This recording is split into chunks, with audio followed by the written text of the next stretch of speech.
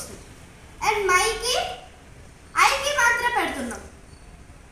ఐకి మాత్రకి 2 మాత్రాస్ వస్తాయి అండ్ బిందు వస్తుంది పక్కన. ఇప్పుడు ఈ మే ఏమో ప్రిపోజిషన్ అన్నమాట.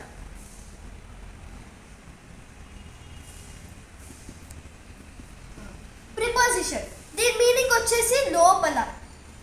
మనం ఈ మేని ఏదైనా వస్తువు గురించి, వ్యక్తి, స్థానం గురించి ఈ 3 థింగ్స్ లోపల ఉన్నాయి అని, లోపల ఉంది అని చెప్పడానికి మేని వాడతాము.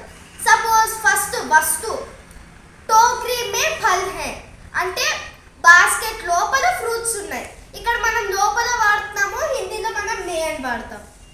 నెక్స్ట్ వ్యక్తి రామ్ పుస్తకాలయ మే హై అంటే రాముడు లైబ్రరీలో ఉన్నాడు కాబట్టి మనం మేని వాడుతున్నాం. నెక్స్ట్ స్థాన్ రాజీవ్ గాంధీ పార్క్ విజయవాడ మే హై, రాజీవ్ గాంధీ పార్క్ విజయవాడలో ఉంది. సో దీన్ని ప్రిపోజిషన్, లో అంటే ప్రిపోజిషన్ కదా, అలా చెప్తాం.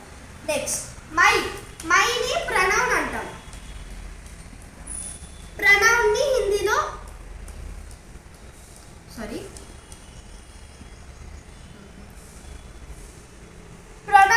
హిందీలోని సర్వనామ్ అంటాం. ఈ మైని మనం మన గురించి చెప్పుకోవడానికి వాడతాం.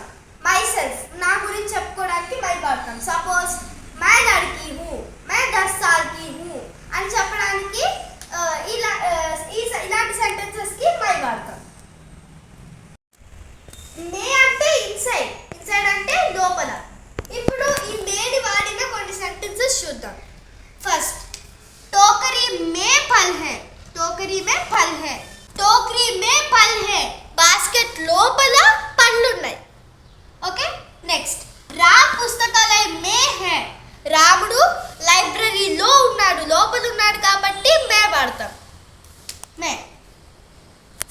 నెక్స్ట్ రాజీవ్ గాంధీ పార్క్ విజయవాడ మే హై it's a place. Rajiv Gandhi park విజయవాడలో ఉంది. ఓకే. ఇప్పుడు మే తెలుసుకున్నాం కదా, మై చూద్దాం. మై అంటే మై సెల్ఫ్, నా గురించి చెప్పుకోవడానికి మైని వాడతాం. ఇప్పుడు వాటితో కొన్ని సెంటెన్సెస్ చూద్దాం.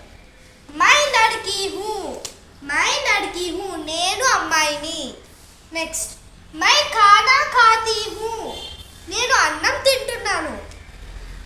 మే కల్ ఢిల్లీ జాऊंगी నేను రేపు ఢిల్లీ వెళ్తున్నాను.